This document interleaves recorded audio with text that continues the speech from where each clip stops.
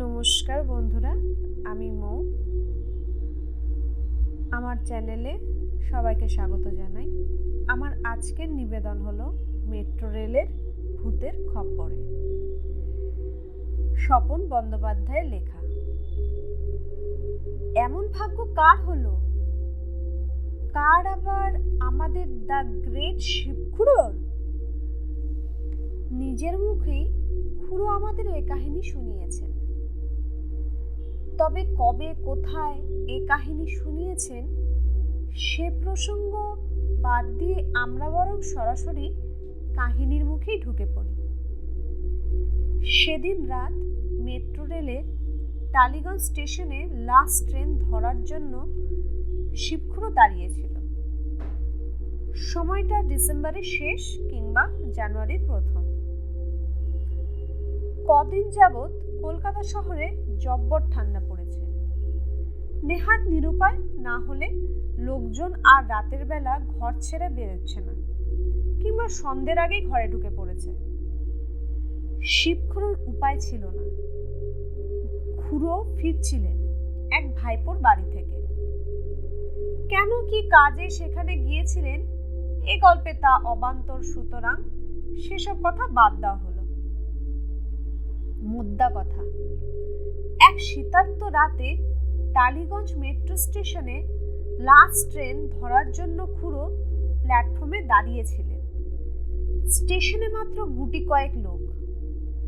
Train স্টেশনে ঢুকতে তখনও 5-7 মিনিট দেরি। হঠাৎ খুড়োর নজরে পড়ল ট্রেন লাইনের ওপর দিয়ে হেঁটে আসছে গদাই গুছাইত। হ্যাঁ, গদাই গুছাইত। খুড়োর গ্রামের মানুষ, কিন্তু এ কি করে সম্ভব? গদাই তো দিন 15 আগে এই মেট্রো রেলের লাইনের ট্রেনের সামনে দাঁড়িয়ে পড়ে আত্মহত্যা করেছে। এ কথায় এতটুকু ভুল নেই। তার দুটুকরো লাশ শিবখুড়ো নিজে শনাক্ত করেছেন। তার বউকে নিজে গিয়ে সান্ত্বনা দিয়ে এসেছেন। অথচ সেই গদাই গুচ্ছাইত মেট্রো রেলের লাইন ধরে সোজা হেঁটে আসছে। তার পরনে বরাবরের মতো নীল রঙের ফুলহাতা শার্ট আর আধময়লা ধুতি। আশ্চর্য, ওকে কি কেউ দেখতে পাচ্ছে না? যে কয়জন লোক স্টেশনে রয়েছে তাদের চোখেও এই দৃশ্যটা ধরা পড়েছে কিনা? কই, কারুর তো কোনো হোলদোলই নেই। গদাই গুচ্ছাইত ইতিমধ্যে ট্রেন লাইন ছেড়ে প্ল্যাটফর্মে উঠে পড়েছে।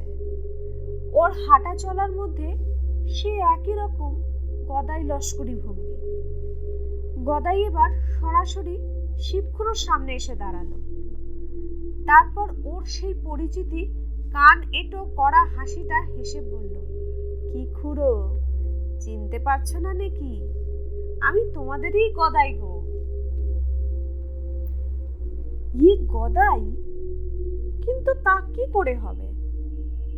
গদাই তো মরে গেছে। শিবখুড়ো মনে মনে ভাবে, নিজের চোখে এই মেট্রো লাইনে গদাইয়ের কাটা লাশ দেখেছেন তিনি। ঠিকই দেখেছো খুড়ো। গদাই শিবখুড়োর মনের ভাব বুঝে নিয়ে বলে, কিন্তু খুড়ো, সেদিন তুমি আমার শরীরটা দেখেছ, আর আজ দেখছো আমার ভূতটাকে। ভূত? হ্যাঁ খুড়ো, এখন আমি একটি খাঁটি জলজন্ত ভূত। তবে তোমার ভয় নেই, তোমার কোনো ক্ষতি করতে আমি আসিনি, শুধু গুটি কয়েক কথা বলতে এসেছি। সে কথা বেঁচে থাকতে বলতে পারিনি। এবার শিবখুড়ো একটু যেন ভরসা পেলেন। বুঝতে পারলেন গদাই ভূত বলেই আশেপাশে যে লোকজনরা আছে তারা ওকে দেখতে পাচ্ছে না। কারণ মানুষ মরে ভূত হলে তাকে দেখতে পাওয়া না পাওয়াটাই সেই ভূতের ইচ্ছার উপর নির্ভর করে।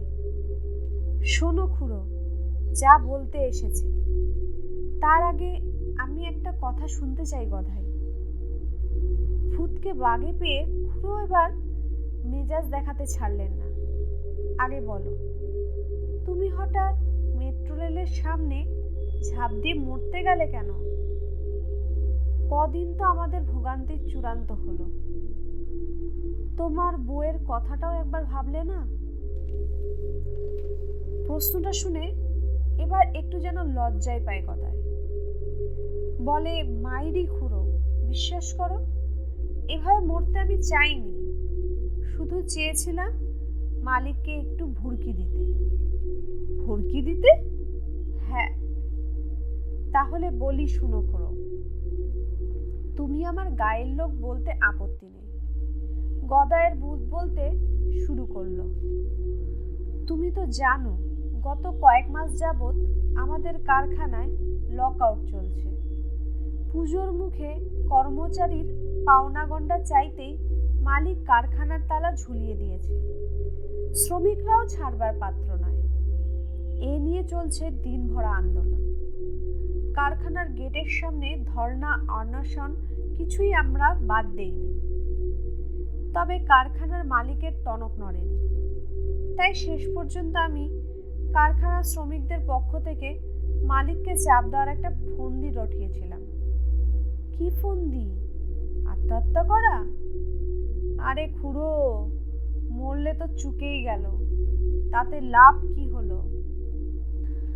আমি চেয়েছিলাম মেট্রো লাইনের ধারে এমন কায়দা করে ঝাঁপাবো যাতে মরবো না, কিন্তু একটা নিউজও হয়ে যাবে।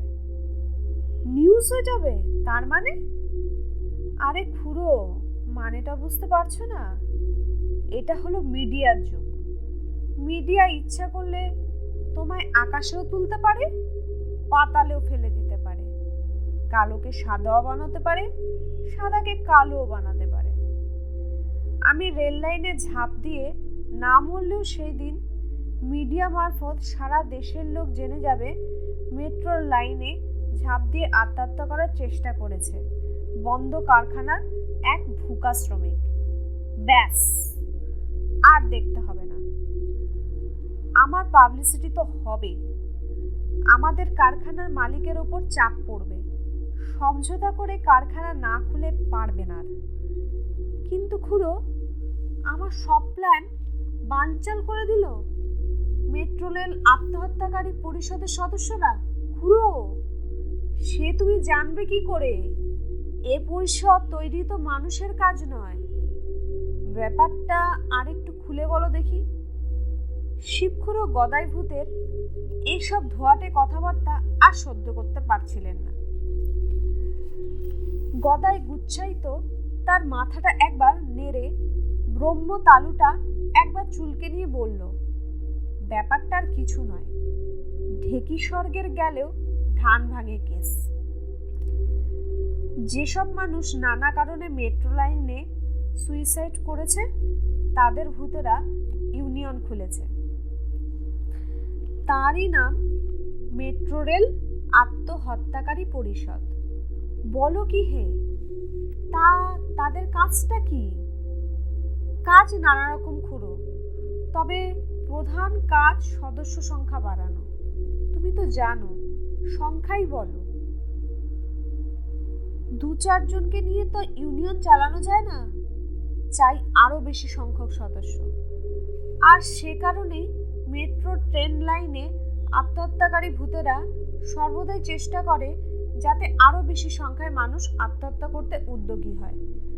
আর সে কারণেই এখানে যারা আসে তাদের মধ্যে কেউ যদি কোনো কারণে আত্মহত্যা করার কথা ভাবে, তবে তা কার্যকর করতে সব রকম চেষ্টা করে এই সদস্যের ভূতেরা। এই ভেবেই সেদিন ওদের খপ্পরে পড়ে আত্মহত্যার ভরকি দিয়ে গিয়ে সত্যি সত্যি প্রাণ হারিয়েছি আমি। শুনতে শুনতে শিবুখুড়ো ভাবেন, সত্যি দুনিয়ার আর আশ্চর্য বলে কোনো বস্তুই রইল না। তবে ভূতেরা ইউনিয়ন করবে, এ ব্যাপারে অবশ্য আশ্চর্য বলা চলে না। যতই হোক, ভূত তো মানুষ মরেই হয়, আর মরলেও কি মানুষ স্বভাব বদলায়? আমরা সম্প্রতি একটা দাবি তোলার কথা ভেবেছে। গদাইয়ের কথায় শিবখুড়োর অন্য মনস্কতা ভাঙল। গদাই বলে, মেট্রো রেল কর্তৃপক্ষের কাছে আমাদের দাবি মেট্রো রেলে আত্মহত্যাকারীদের জন্য একটা নির্দিষ্ট এলাকা তৈরি করে দেওয়া, যেখানে মানুষ নিশ্চিন্তে এসে ঝাঁপ দিয়ে আমাদের জগতে চলে আসতে পারবে। সে আবার কি কথা? এটা তো তোমাদের মতো রেগুলার প্যাসেঞ্জারের স্বার্থেই খুঁড়ো। ভূত গদাই নির্বিকার ভাবে বলে, কোনো মানুষ রেল লাইনে ঝাঁপ দিয়ে মরলে তোমাদের কত অসুবিধা হয় ভাবো তো। ট্রেন বন্ধ হয়ে যায়, কত মানুষের জরুরি কাজে বাধা পড়ে। যতই হোক তারা তো আমাদেরই আপনজন, শুধু একটা দেওয়ালের এদিক আর ওদিক। মানুষের জগৎ আর ভূতেদের জগৎ। কিন্তু ভাবো দেখি, মানুষটা যদি কোনো নির্দিষ্ট এলাকা ঝাঁপ দিয়ে মরে, মানে সে যখন মরবে স্থির করেছে। থামো থামো, তখন থেকে বড্ড আজে বাজে বকছো গদাই। এবার শিবখুড়ো বিরক্ত না হয়ে পারেন না। ট্রেন আসার টাইম হলো, আমায় কি বলতে এসেছিলে তাই বলো। শিবখুড়োর মতো মানুষ বলেই বোধ হয় ভূতকে অমন ধমকাতে পারলেন। খুড়োর ধমক খেয়ে গদাই ভূত একটু যেন কাঁচুমাচু হলো। বলল, তা খুড়ো, এ ব্যাপারে তুমি যখন কোনো সহযোগিতা করবে না, তোমায় আর জোর করব না। এ দাবি আমরা অন্যভাবে পেশ করব, সেসব পদ্ধতি আমাদের জানা আছে। তবে তুমি আমার গ্রামের লোক, তোমায় আর একটা অনুরোধ করব, এটা একটু ব্যক্তিগত। শিবু খুড়ো বিরস বদনে বললেন, মানে হয়েছে কি খুড়ো? তুমি আমার বউ মধুবালাকে তো জানো। তার নামে মধু থাকলেও কণ্ঠে সর্বদাই গরল, আর তেমনি হাত সাফায়ের গুণ। যখন বেঁচে ছিলাম, ব্যাগ, মানি ব্যাগ, সুটকেস, পায়জামার পকেট, যেখানেই যে কটা টাকা রেখেছি পরদিনই দেখছি সাফ। জিজ্ঞেস করলে আসামির মতো মুখ করে বলেছে, আমি কি জানি তোমার টাকা তুমি কোথায় রেখেছ? আমায় কি বলেছ? অগত্যা আমিও টাকা লুকিয়ে রাখার নিত্য নতুন ফন্দি বার করতাম।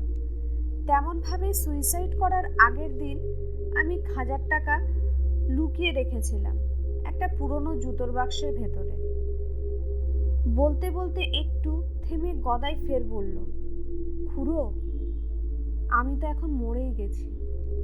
টাকার দরকার আর আমার হবে না, তাই এখন সে টাকা বউয়ের হাতে তুলে দিতে আমার আর কোনো আপত্তি নেই। তাছাড়া আমার অবর্তমানে আমার বউয়ের টাকা পয়সাটাও একটু দরকার। খুড়ো, তুমি এই টাকার কথাটা বউয়ের কানে তুলে দিও। তুমি ছাড়া এ কথা আর কাকে বলবো? ইতিমধ্যে খুড়ো দেখলেন মেট্রো রেলটা স্টেশনের দিকে এগিয়ে আসছে। আর তখনই ঘটল আর এক আশ্চর্যজনক ঘটনা।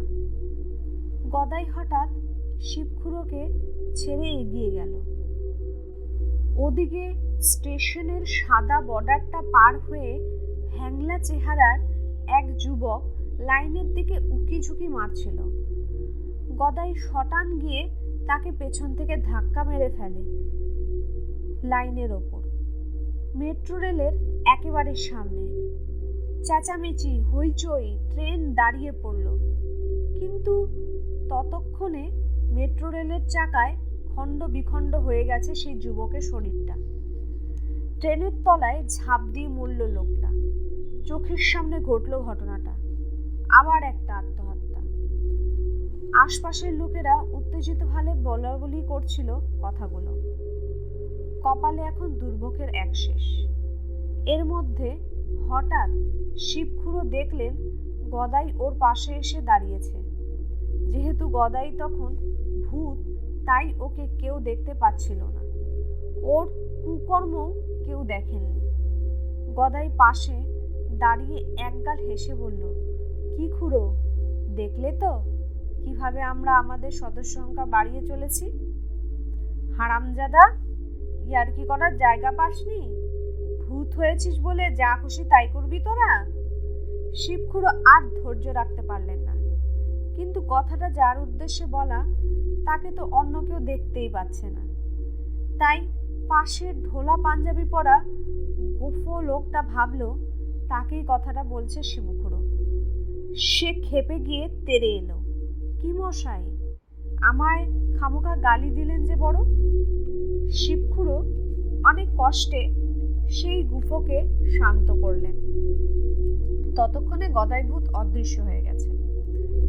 এই পর্যন্ত শুনে শিবুখুড়োকে আমরা জিজ্ঞাসা করেছিলাম, তা খুড়ো এরপর গ্রামে গিয়ে গদাইয়ের বউকে কি জুতোর বাক্সে লুকোনো টাকার কথাটা বলেছিলেন? না বলে উপায় কি রে? শিবুখুড়ো একটা ঢেকুর তুলে বললেন, ওই লাইনে আমায় রেগুলার যাতায়াত করতে হয়। কে আর নতুন করে খামোকা ভূতের খপ্পরে পড়তে চায় বল? আমার গল্পটি আজকে এখানেই শেষ হলো। যদি আমার গল্পটি ভালো লাগে অবশ্যই গল্পপথিক চ্যানেলটিকে সাবস্ক্রাইব, লাইক ও কমেন্ট করুন।